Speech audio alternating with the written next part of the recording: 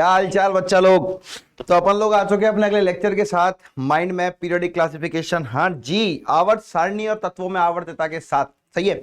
चलो तो यहां पर अब मैं आपके लिए बेटा बहुत मतलब ऐसा मान के चलो कि अगर तुमने एक बार भी पहले आवर्त सारणी को ढंग से पढ़ रखा है ना, तो ये लेक्चर तो तुमको यूं समझ में आएगा कि बस सर मजा आ गया, मजा आ गया सर। बोले इतना छोटा। एक तो सबसे पहली चीज, आवर्त सारणी के अंदर जितनी थ्योरी एनसीईआरटी में अलग अलग किताबों में लिखी हुई है ना, वो सली उतनी हमारे काम की है ही नहीं। मेन जितनी चीज है ना, वो यहां लेकर के आ गया हूं तुम्हारे बिल्कुल शॉर्ट तरीके से। क्यों? माइंड मैप का मतलब जो दिमाग में सेट हो जाए ऐसा मैप, उसको कहते हैं माइंड मैप। सही है कि नहीं है? तो चल बेटा, इसी बात पे मैं कुशल राज मिश्रा आपका स्वागत करता हूं हमारे यूट्यूब चैनल के ऊपर, जिसका नाम है NEET rank plus Hindi medium. और हमारी चल रही है बेटा माइंड मैप सीरीज, और उसका ये लेक्चर नंबर है बेटा 5, जिसके अंदर हम लोग डिस्कस करने वाले हैं आवर्त सारणी के बारे में। शुरू करें? चलिए शुरू करते हैं बिना किसी बकवास के। आइए। तो सबसे पहले यहां पे एक छोटी सी देखो मैंने आवर्त सारणी लगा रखी है, और इसके ऊपर 4 नाम लिखे हुए हैं, बोर, बरी, वर्नर और रांक। क्यों लिखे हुए मैंने ये नाम? कारण है कि जो हमारी आधुनिक आवर्त सारणी है, या जिसे हम long form of periodic table कहते हैं, या लंबी जो आवर्त सारणी हम जिसे कहते हैं, वह दी गई है बोर, बरी, वर्नर और रांग के द्वारा। वर्नर और रांग ने तो यह अवधारणा प्रस्तुत की थी कि भाई एक आवर्त सारणी को इस तरीके से रखा जाए। IUPAC वगैरह ने भी बाद में इसको जो है हाँ कर दिया कि हाँ ठीक है। बोर और बरी ने का इसमें यह योगदान था कि उनके इलेक्ट्रॉनिक विन्यास और उनके ही जो कक्षकों के जो डिस्ट्रीब्यूशन है, जो अभिविन्यास हैं, उन्हीं के साथ इसको बनाया गया। इसलिए आधुनिक आवर्त सारणी को बनाने का पूरा श्रेय इन 4 साइंटिस्ट को, इन 4 वैज्ञानिकों को जाता है। Point number 1। पहला क्वेश्चन यहां से इसलिए चालू कर रहा हूं क्योंकि यहां से आपसे क्वेश्चन पूछा जाता है बेटा जी। ठीक है। तो पहली चीज अगर पूछा जाए कि आधुनिक आवर्त सारणी के जनक कौन, तो भैया बोर, बरी, वर्नर और रांग। Point number 1। अब शुरू करते हैं हम आवर्त सारणी का विकास। कहां से शुरू हुआ? तो सबसे पहले एक साइंटिस्ट था हमारे पास बेटा, लेवोशियर। ठीक है ना। लेवोशियर ने कहा कि भैया कोई भी जो तत्व है वह 2 भागों में बांटा जा सकता है, धातु और अधातु। खत्म। इसके अलावा उसने कुछ नहीं बताया। देखो डिटेल में पढ़ना नहीं आए हम यहाँ, हमें पढ़नी है फटाफट चीजें, तो उसी हिसाब से लेके आया हूं चीजों को। इसके बाद आया बेटा डॉबेराइनर का त्रिक नियम। रुको, अलग से पहन लूंगा। यस। तो पहला हो गया बेटा जी क्या, लेवोशियर का वर्गीकरण। दूसरा है डॉबेराइनर का त्रिक नियम। डॉबेराइनर भाई साहब क्या कहते हैं कि पहली चीज तो 3 तत्वों के एक समूह को त्रिक कहा जाता है, और उस त्रिक के अंदर भी यदि पहले और तीसरे परमाणु के परमाणु भार को आपस में जोड़ दूं, तो जो मध्य वाला तत्व है उसका परमाणु भार उन दोनों तत्वों के औसत परमाणु भार के लगभग बराबर हो, तो वह इस त्रिक नियम में आ जाता है बेटा। ठीक है ना, कि मध्य तत्व का परमाणु भार अन्य 2 तत्वों के औसत परमाणु भार के लगभग बराबर होता है, यह त्रिक नियम होता है। ठीक है। कौन कौन से हमारे पास जिन्हें हम याद कर सकते हैं, तो ध्यान रखेंगे लीना के कस्बा में CBI का छापा। ठीक है साहब, थोड़ी सी जगह यहां पे कम है इसलिए यहां पे लिख दे रहा हूं नीचे, है ना। लीना के तो पता चल रहा है लिथियम, सोडियम, पोटेशियम। कस्बा का मतलब हो गया कैल्शियम, स्ट्रोंशियम और बेरियम। CBI का मतलब हो गया बेटा क्लोरीन, ब्रोमीन, आयोडीन, है ना, क्लोरीन, ब्रोमीन और आयोडीन। एक हमारे पास होता है बेटा सल्फर, सेलेनियम, टेलुरियम। ठीक है साहब, ये हमारे डॉबेराइनर के त्रिक हैं जो उस समय पर काम में आए। राइट। चलो यहां से कोई क्वेश्चन नहीं पूछा जाता है, आगे चलेंगे। न्यूलैंड का अष्टक नियम। न्यूलैंड पहला वैज्ञानिक था जिसने परमाणु भार का इस्तेमाल किया, ध्यान रखना। न्यूलैंड पहला वैज्ञानिक था जिसने परमाणु भार का इस्तेमाल किया बेटा। और क्या कहा कि यदि तत्वों को उनके बढ़ते परमाणु भार के क्रम में व्यवस्थित किया जाए, तो प्रत्येक 8वां तत्व प्रथम तत्व के साथ गुण धर्मों में समानता दर्शाता है। लेकिन उस समय पर जो आपकी अक्रिय गैस है ना बेटा, नोबल गैस जिन्हें हम कहते हैं, उनका जो है वो नहीं हुआ था, डिस्कवरी नहीं हुई थी उनकी, उन्हें ढूंढा नहीं गया था जब तक। ठीक है। अब अगर उनको ढूंढा ही नहीं गया है, तो कायदे से लिथियम से जो 8वां तत्व आना है वो सोडियम ही आएगा। लेकिन जैसे ही उनको ढूंढ लिया गया, उन्हें खोज लिया गया, उन्हें खोजा नहीं गया था तब तक, जैसे ही उन्हें खोज लिया गया बेटा, सीधा सीधा सा मतलब क्या निकला कि अब लिथियम से जो 8वां तत्व है वह नियॉन है। तो बेटा कोई धातु कोई अधातु के साथ तो समानता नहीं दर्शा सकती। सही है। चलिए, फेल हो गया। अगला आया लोथर-मेयर का कर्व या वक्र। ठीक है ना। इन्होंने क्या बताया बेटा, गौर से सुनना, कि इन्होंने परमाणवीय, कहां चला गया, घूमने चला गया, अरे रे रे रे शिट। इन्होंने बताया बेटा कि परमाणवीय आयतन एवं परमाणवीय भार, इसके मध्य इन्होंने एक वक्र बनाया। उस वक्र में यह बताया कि भैया जो जो तत्व सेम जगह को, एक जैसी जगह को वो करेंगे, ऑक्यूपाई करेंगे, एक जैसी जगह को पकड़ लेंगे, ठीक है, वो सब समान समूह में रखे जा सकते हैं, वे सभी समान गुणधर्मों का प्रदर्शन करेंगे। अब गुणधर्म भी कौन से? भौतिक गुणधर्म। तो इसलिए भैया इन्होंने बताया आवर्त फलन के बारे में। किसके बारे में बताया बेटा? आवर्त फलन के बारे में, कि यदि तत्वों को उनके बढ़ते हुए परमाणु भार के क्रम में व्यवस्थित किया जाए तो उनके भौतिक गुणधर्म एक निश्चित अंतराल के बाद पुनरावृत होते हैं। ये आवर्त फलन जो दिया गया वह लूथर मेयर ने दिया बेटा, ध्यान रखना। वो किसने दिया? अगर इंग्लिश में बोलूं तो लॉथर मेयर ने दिया, इंग्लिश हिंदी में बोलूं तो लूथर मेयर ने दिया। वो तुम्हारे ऊपर, तुम क्या बोलना चाहते हो इसको, ठीक है साहब। ये इसने दिया और यही आधार बना मेंडलीव के उसके आवर्त नियम का। इसका बेटा मेंडलीव के आवर्त नियम का आधार बना। और मेंडलीव की आवर्त सारणी में सबसे पहली शुरुआत उसने कहां से करी? कि तत्वों के भौतिक एवं रासायनिक गुणधर्म उनके परमाणु भार के आवर्ती फलन होते हैं। क्या होते हैं? उनके आवर्ती फलन होते हैं।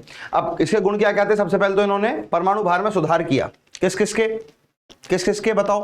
अब तुम सोच रहे होगे सर इसके बारे में बताओ से, मेंडलीव की आवर्त सारणी थी कैसी? मुझे जानना ही नहीं है भाई, क्वेश्चन ही नहीं आता मेरे पास।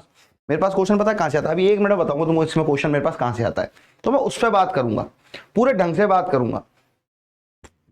जिसके अंदर से कभी कभार कोई छठे चौमासे एक आधा सवाल आ जाता हो तो मैं उस पर अपना समय खराब बिल्कुल भी नहीं करूंगा बेटा, ठीक है। तो यू BEIN AU और PT, और तुम क्वेश्चनों में देखोगे जो जो बता रहा हूं वही चीजें आ रही हैं, ठीक है। तो यूरेनियम, बेरिलियम, इंडियम, ऑरम और प्लेटिनम, इनके परमाणु भार में बदलाव किया गया। जैसे पहले माना जाता था कि बेरिलियम का जो परमाणु भार है वो 13.5 है। अब परमाणु भार लिखने का तरीका क्या होता है बेटा? परमाणु भार अगर मैं कभी भी लिखना चाहता हूं ना तो मैं लिखूंगा तुल्यांकी भार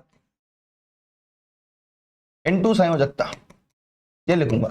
तो पहले ऐसा माना, अब बेरिलियम का जो तुल्यांकी भार है ना बेटा, बेरिलियम का जो तुल्यांकी भार होता था, इसको मॉलिक्यूलर वेट लिख रहा हूं एक बार को, वो होता था 4.5, और पहले संयोजकता इसकी मानी जाती थी 3, तो मामला गड़बड़ होता था, तो 13.5 आ रहा था। लेकिन बाद में ये पता लगा कि जब बेरिलियम की अभिक्रिया हाइड्रोजन से ऑक्सीजन से करा करके देखी मेंडलीव ने, तो उसे पता चला इसकी संयोजकता तो 2 है। कितनी है? 2। तब आया इसका परमाणु भार 9, जिसका इस्तेमाल हम आज तक करते आ रहे हैं। तो ये बेरिलियम के परमाणु भार में सुधार था जो सामान्यतः पढ़ा जाता है, देखा जाता है। इनके अलावा और किस में हुआ? तो यू बेईमान इंसान और पिटो। क्या? यू बेईमान इंसान और पिटो। जैसे ही सामने वाला बोला है मेरे को बेईमान, अरे तुझे बेईमान नहीं बोल रहा हूं रे। यू का मतलब यूरेनियम, बेईमान का मतलब बेरिलियम, इंसान का मतलब इंडियम, और का मतलब ऑरम, और पिटो का मतलब प्लेटिनम। ऑरम का मतलब गोल्ड, सोना, ठीक है। इस तरीके से इसे याद किया जा सकता है। तत्वों का कुछ पूर्व ज्ञान दे दिया, जैसे ए का सिलिकॉन, एक नाम रखे, कुछ जगह खाली छोड़ दी उसने आवर्त सारणी में। ए का सिलिकॉन, ए का एल्यूमिनियम, ए का बोरॉन, ए का मैग्नीज, ये सारी जगह क्या छोड़ी गई थी बेटा? खाली छोड़ी गई थी, जिनके जगह पर बाद में सेम उन्हीं तरीके के गुणधर्म वाले तत्व खोजे गए, ठीक। तो ए का सिलिकॉन में आया जर्मेनियम, ए का बोरोन का मिला स्कैंडियम, ए का एल्यूमिनियम का मिला गैलियम, और ए का मैग्नीज का मिला टेक्नीशियम। सर इससे भी कोई याद करने की ट्रिक बता दो। आजा देख, इसके लिए बोल सकता है तू सीता गीता। बोरोन और स्कैंडियम के लिए आप कह सकते हो BSC। सीता गीता क्या है? BSC है। और अलका गायत्री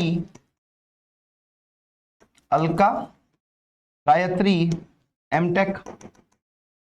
अलका गायत्री क्या है बेटा जी? M.Tech। याद हो जाएगा। सीता गीता SI और GE पकड़ लो। ए का सिलिकॉन से जर्मेनियम, BSC का मतलब ए का बोरोन से स्कैंडियम, अलका गायत्री का मतलब Al और Ga, M.Tech का मतलब मैग्नीज और टेक्नीशियम।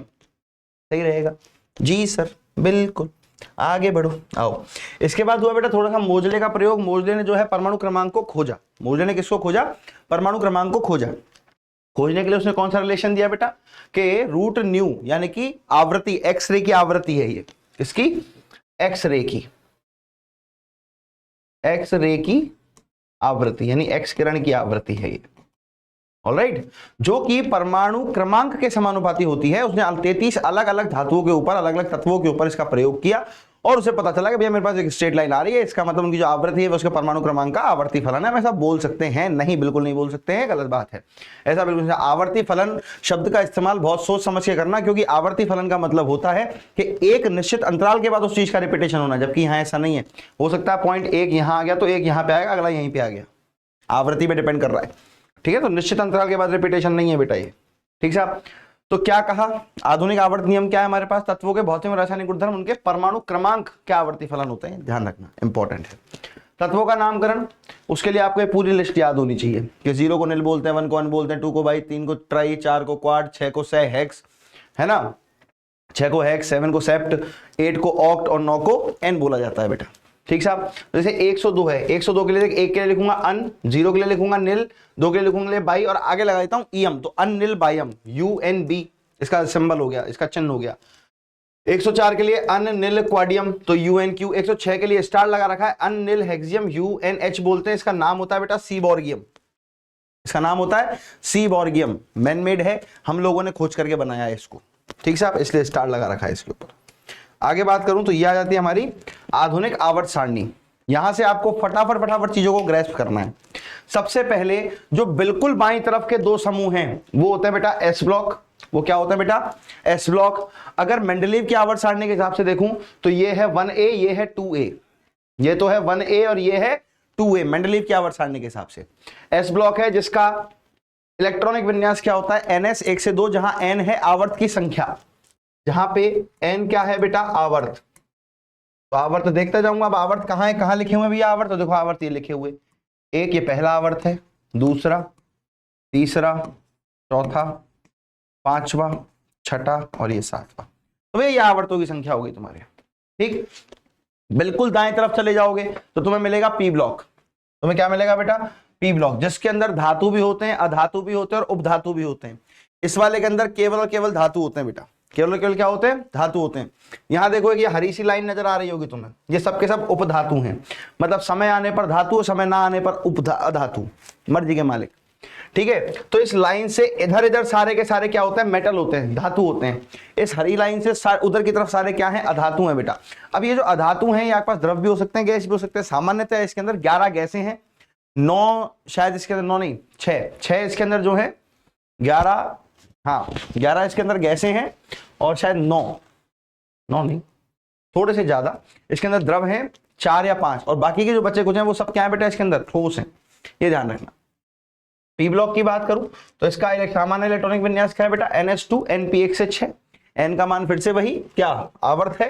हीलियम यहां पर आपको ध्यान रखना है कि 1s2 होता है। अच्छा 1A 2A तो वहां हो गए मेंडलीव के हिसाब से। अब 3A यहां से चालू होता है। 3A हमारी आधुनिक आवर्त सारणी का 13वां समूह है। ठीक है साहब, फिर ये आया तो 14वां, 15वां, 16वां, 17वां और 18वां, राइट। इस तरीके से आगे बढ़ेंगे। दोनों के मध्य में होता है डी और एफ ब्लॉक। एफ ब्लॉक का मैंने नाम रख रखा है फालतू ब्लॉक, क्योंकि जिसको आवर्त सारणी ने अपने अंदर जगह नहीं दिया उसको मैं क्यों दूं। ठीक साहब, फिर भी देख लेंगे। डी ब्लॉक की अगर मैं बात करूं तो डी ब्लॉक में अपने पास जो एक तरीके से ऐसा बोलूं कि डी ब्लॉक के अंदर हमारे पास जो इलेक्ट्रॉनिक विन्यास है वो है N-1 D 1 से 10 और NS 1 से 2। ठीक है, डिपेंड करता है। अब ये वाला विन्यास कहां कहां फॉलो होता है तो मैं आपको केवल इसमें 3D श्रेणी के बारे में बताऊंगा, जो कि एक तो है मेरे पास क्रोमियम, जो कि मेरे पास एक तो क्या है बेटा? क्रोमियम के अंदर ऐसा होता है, दूसरा कॉपर के अंदर ऐसा होता है। अरे क्या हो गया भाई, मत पहचाने, ठीक है ना। दूसरा हमारे पास कॉपर में ऐसा होता है, राइट। सही है, बिल्कुल सही है सर। अब यहां ध्यान दो, तुम देखोगे तो देखो 3rd B, 4B, 5B, 6B, 7B, ये वो वाले हैं जो मेंडलीव की आवर्त सारणी में ए और बी वाले सब ग्रुप थे। ठीक है ना, उप समूह थे। अच्छा 7th B इन सबको कहा जाता है। 7th B का मतलब 8th है, ये 7th B नहीं है, ये 8वां समूह है। ठीक है ना, 8th B भी कह सकते हो इसको, क्योंकि 8th A इनको कहते हैं नोबल गैस, जो बाद में रामजे ने ऐड किया था। ये जो 8th A है ना बेटा, इसको शून्य समूह भी कहते हैं, और इस शून्य समूह को ऐड किया था बेटा रामजे ने। राम जी नहीं, रामजे, ध्यान रखना। राम से राम कहते हैं, तो राम क्या कहते हैं? राम कहते हैं मर्यादा का पालन करो। आओ इधर देखो, तो भैया 3rd B, 4th B, 5th B, 6th B, 7th B और ये 8th B के अंदर ये सारे के सारे एलिमेंट। ये मेंडलीव आवर्त सारणी की एक कमी थी कि उसने इन सबको एक साथ रख दिया, जबकि इनके जो परमाणु वो हैं, अपन से ऐसा कहें कि इनके जो क्या बोलते हैं गुणधर्म हैं वो समान है भी नहीं, तब भी ये एक ही समूह के अंदर है मेंडलीव के अकॉर्डिंग। इसके बाद आया 1B और फिर आया 2B। 1B 2B का खेला थोड़ा सा अलग है, वो समझ लो। 1B जो है वो होती है बेटा हमारी सिक्का धातुएं कहते हैं इन्हें, कॉइन मेटल्स, है ना। और 2B जो है वह हमारे असंक्रमण तत्व हैं।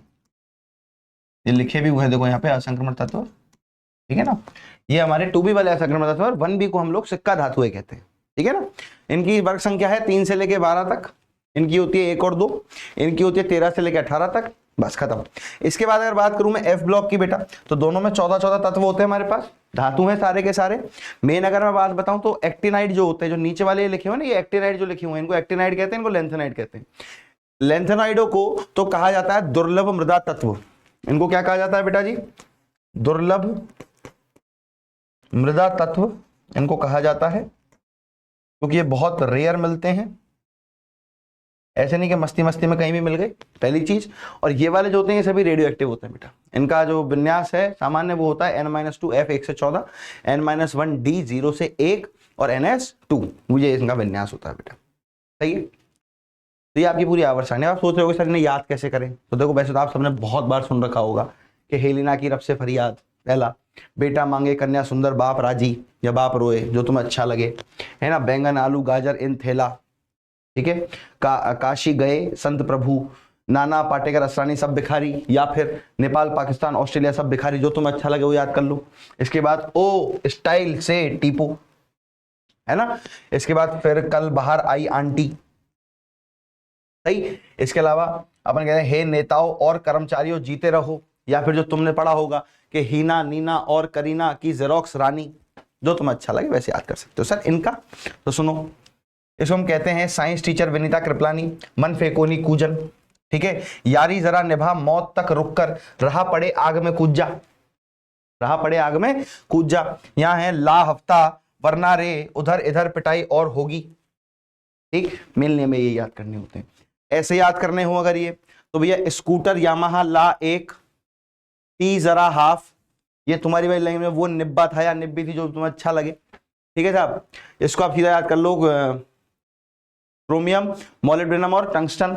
ये है मंतकरे, ये हो गया फेरस। कौन रहेगा आयरलैंड, ठीक है। नहीं पढ़ोगे तो पिटोगे, ये तुम्हारे लिए। ये है सी, इसको आप डायरेक्ट याद कर सकते हो। क्या क्या है इसके अंदर? कॉपर सिल्वर और गोल्ड, ये तुम्हारे लिए जिंक कैडमियम और मरकरी।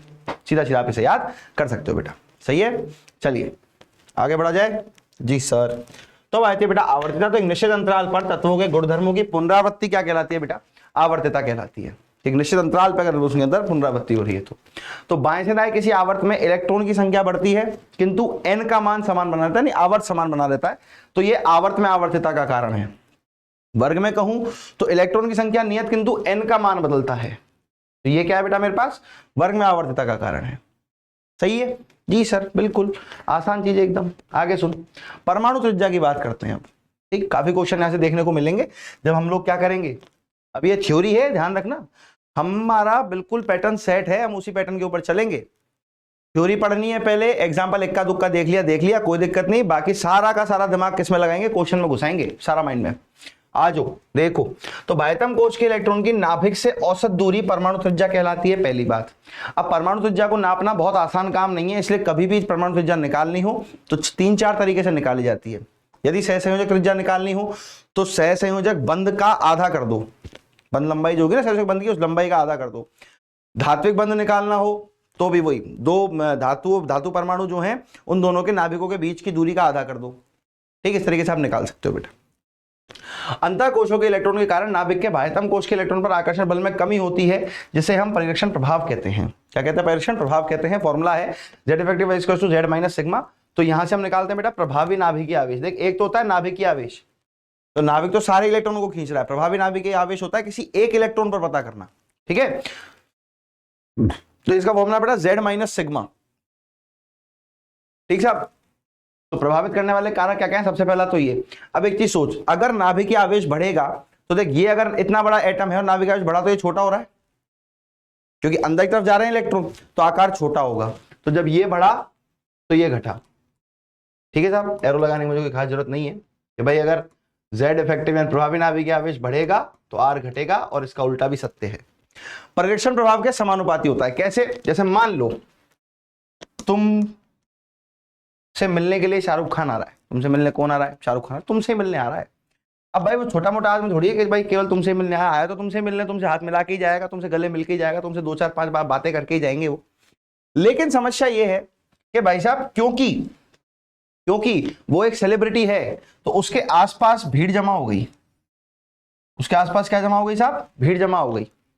अब मान लो कि ये जो भीड़ खड़ी हुई है ये सब के सब है 7-7, 8-8 फुट के लोग, और पैर भी ऐसे नीचे, बिल्कुल पैर तो नहीं दिखा सकता मैं यहाँ, पैर बिल्कुल यूं चिपका के खड़े हुए हैं और बिल्कुल यूं ऐसे तंग के खड़े हुए हैं। अब तुम्हारी हाइट रह गई 5 फुट, तुम्हारा दिमाग खराब, बोले देखूं कैसे? तो क्या करोगे तुम थोड़ा सा जाओगे पीछे, ठीक, कोई ऊंचा सा स्थान देखोगे, उसके ऊपर जाकर खड़े होकर उसे देखोगे। तो यदि अंदर का परिरक्षण सॉलिड है तो बाह्यतम कोश का इलेक्ट्रॉन दूर चला जाता है प्रतिकर्षण से। प्रतिकर्षण से कहां चला जाता है? दूर चला जाता है। Point number 1। अगर केस को उल्टा कर दूं, ये सब के सब 4 फुट के, तुम 6 फुट के, तुम क्या करोगे? हट साइड, मेरे से मिलने आया, मैं मिलके जाऊंगा। सही है? तो अगर परिरक्षण प्रभावी नहीं हुआ तो इलेक्ट्रॉन अंदर आ जाएगा, तो आकार छोटा हो जाएगा। तो यदि परिरक्षण प्रभाव कम तो आकार कम, परिरक्षण प्रभाव ज्यादा तो आकार ज्यादा, इसलिए समानुपाती होता है बेटा। आर ऋणावेश के समानुपाती होता है, धनावेश के व्युत्क्रमानुपाती होता है, सीधा सीधा याद रखें। राइट है? चलो अगला देखो, आयनन ऊर्जा की बात करता हूं कि भाई किसी विलगित गैसीय परमाणु के बाह्यतम कोश से इलेक्ट्रॉन को निकालने के लिए आवश्यक ऊर्जा क्या कहलाती है? आयनन ऊर्जा कहलाती है। सीधी सी बात है। सक्सेसिव आई की अगर अपन बात कर ले, यानी कि लगातार क्रमबद्ध आयनन ऊर्जा की अगर अपन बात कर ले, जैसे m है तो m प्लस बनेगा, m प्लस से एक और इलेक्ट्रॉन निकालूंगा तो m2 प्लस बनेगा, m प्लस 2 से एक और इलेक्ट्रॉन निकालूंगा तो m प्लस 3 बनेगा बेटा। और यहां पर आपको ध्यान रखना है कि जैसे जैसे आपने सबसे पहले तो इलेक्ट्रॉन कहां से निकाला, सोचो जरा एक बार। सबसे पहले तो आप लोगों ने इलेक्ट्रॉन जो है वो निकाला है बिल्कुल विलगित गैसीय परमाणु से निकाला है। फिर उसके ऊपर एक चार्ज आ गया जो कि प्लस आवेश है। प्लस आवेश के आते ही मैंने क्या कहा? धनावेश आएगा तो आकार छोटा हो जाएगा। आकार छोटा हुआ, नाभिक का जो आकर्षण बल है वो उस इलेक्ट्रॉन पे बढ़ गया। अब जैसे आप निकालने जा रहे हो, ठीक है ना, जैसे आप उसे निकालने जाओगे आपको ऊर्जा पहले से ज्यादा देनी पड़ेगी। तुमने जैसे फिर जबरदस्ती करके निकाल लिया, अब आ गया +2। अब नाभिक के आवेश और ज्यादा बढ़ चुका है, अब वो राजी राजी जाने नहीं देगा, अब तुम्हें और ज्यादा ऊर्जा देनी पड़ेगी उसको। इस वजह से क्रमबद्ध आयनन ऊर्जा हमेशा एक के बाद एक बढ़ती हुई जाती हैं और हमेशा अलग अलग ही होती है, समान नहीं होती है। यानी पहली कम होगी, दूसरी उससे ज्यादा, तीसरी उससे ज्यादा, चौथी उससे ज्यादा, पांचवी उससे ज्यादा, जैसी चल रही है उस तरीके से। सही है बेटा जी? आगे सुनो, प्रभावित करने वाले कारक कौन कौन से भैया? प्रभावी नाभिकीय आवेश, परिरक्षण प्रभाव। यानी कि मैं मेनली केवल त्रिज्या को याद रख लूं। किसको याद कर लूं? केवल त्रिज्या को याद रख लूं। जैसे मुझे त्रिज्या याद आएगी वैसे मेरा काम हो जाएगा। तो त्रिज्या बढ़ी, आयनन ऊर्जा घटी, त्रिज्या घटी, आयनन ऊर्जा बढ़ी। सही है? छेदन क्षमता होती है बेटा नाभिक के प्रति आकर्षण, है ना। अब एस उपकोष नाभिक के सबसे करीब होता है तो उसमें से इलेक्ट्रॉन निकालना जाहिर सी बात है बहुत मुश्किल काम है, उसके लिए आयनन ऊर्जा ज्यादा होगी। फिर पी, फिर डी और फिर एफ। यानी कि अगर डी उपकोष वाले से मैं इलेक्ट्रॉन कभी भी निकाल रहा हूं तो मुझे बहुत ज्यादा आयनन ऊर्जा नहीं देनी पड़ेगी। एग्जाम्पल, इंपॉर्टेंट एग्जाम्पल मैंने यहां पर लिख दिए हैं, हालांकि कलम बाकी क्वेश्चन में भी डिस्कस करेंगे अगली क्लास के अंदर। ठीक है साहब? कि गैलियम का जो आयनन ऊर्जा है वो एल्यूमिनियम से ज्यादा होता है। ये नीट में आया हुआ क्वेश्चन है, ध्यान रखना। ये आपका नीट PYQ है साहब। ईयर मुझे प्रॉपर ध्यान नहीं है, बाकी 17 के बाद से आई रहा है, 17, 18, 20 है ना, ऐसे आई रहा है। तो 3D के दुर्बल परिरक्षण के कारण ऐसा होता है बेटा। ठीक, 4D का 5D का जो आयनन ऊर्जा है वो 4D से ज्यादा होता है। ठीक है ना, वो किससे ज्यादा होता है बेटा? 4D ज्यादा होता है, लेंथेनॉइड संकुचन के कारण। राइट? एक सेकेंड रुकना।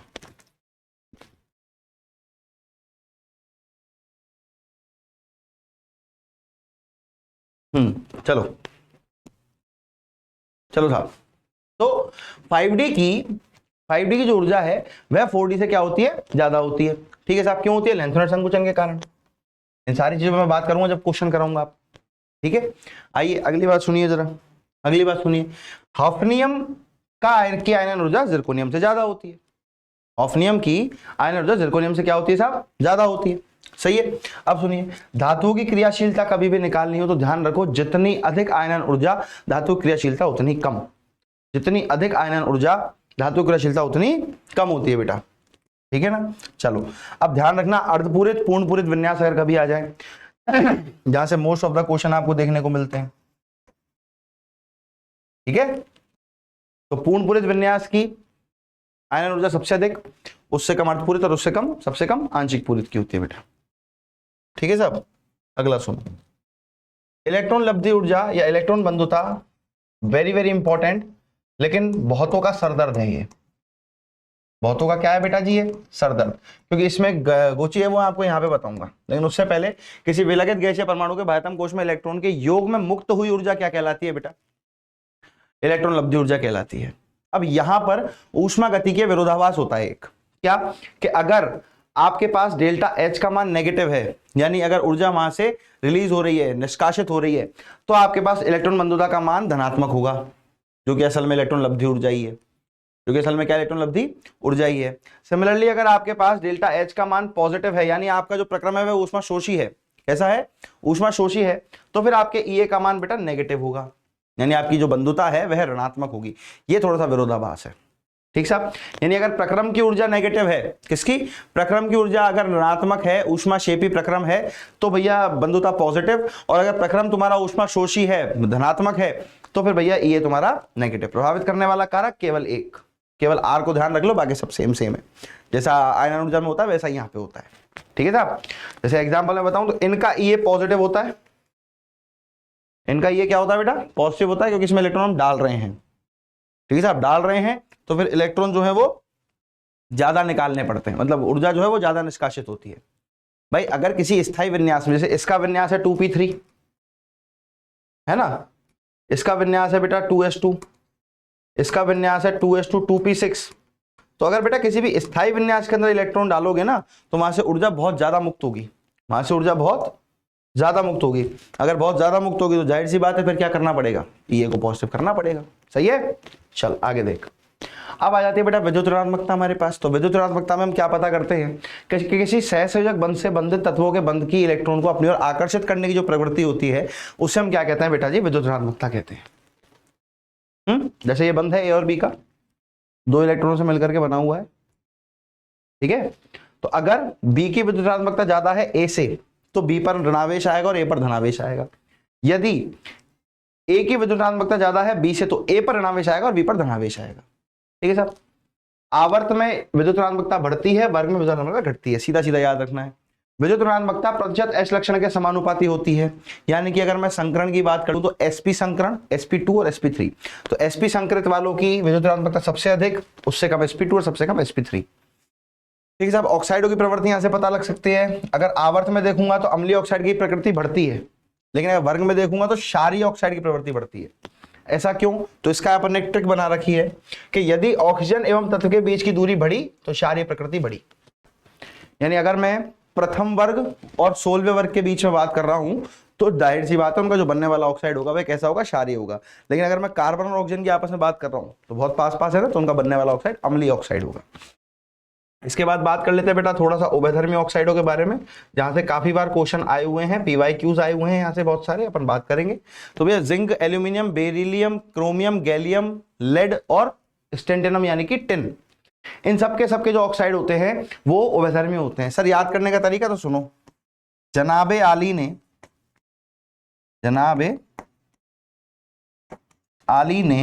बेकार गाया पंजाबी सॉन्ग, अरे रे रे रे, बेकार गाया पंजाबी सॉन्ग, जनाबे आली ने बेकार गाया पंजाबी सॉन्ग। ये कुछ ऐसा है कि मैं किसी गजल गाने वाले को और पंजाबी गाना गाने के लिए कह दूं, जो हमारे हनी सिंह भाई साहब का और AP ढिल्लन साहब के जो गाने, करण औजला साहब के जो गाने, वो गाने के लिए अगर मैं कह दूं, तो भाई साहब वो किस तरीके का गाना गाएंगे उस तरीके से। तो ये याद करने का एक तरीका है छोटा सा। तो जनाब से आया Zn जिंक, आली से आया एल्यूमिनियम, बे से आया बेरिलियम, कार से आया क्रोमियम, गाया से आया गैलियम, पंजाबी से आया लेड यानी कि PB, और सॉन्ग से आया SN यानी कि टिन। सही, कोई दिक्कत नहीं, बहुत बढ़िया। अब यहां थोड़ी थोड़ी सी बातें हैं कि भैया CO, H2O, NO और N2O जो होते हैं उदासीन ऑक्साइड होते हैं। ये ना तो अम्लीय हैं ना ये क्षारीय हैं, ना तो ये अम्लीय हैं ना ही ये क्षारीय हैं, ठीक है साहब, ध्यान रखना है। अपचयन क्षमता आयनन ऊर्जा के व्युत्क्रमानुपाती, ऑक्सीकरण क्षमता इलेक्ट्रॉन बंधुता के समानुपाती, और अम्लीय प्रकृति ऑक्सीकरण संख्या के समानुपाती। तो बेटा ये आपके पूरे चैप्टर का एक्सट्रैक्ट है जो मैंने निकाल कर यहां पर ले आया हूं, बहुत छोटे से शब्दों के अंदर। मुश्किल से 11 या 12 स्लाइडें यहां पर हुई होंगी, और आपका पूरा चैप्टर आपकी मुट्ठी के अंदर है कि बोले हाँ ये मैंने पढ़ लिया, मुझे सब आता है, अब मैं कुछ भी नहीं छोड़ने वाला हूं। अब करनी है बेटा मुझे क्वेश्चन प्रैक्टिस, जो कि हम करेंगे अगले लेक्चर के अंदर डेफिनेटली, सही है। फिर मिलते हैं, ओके बाय।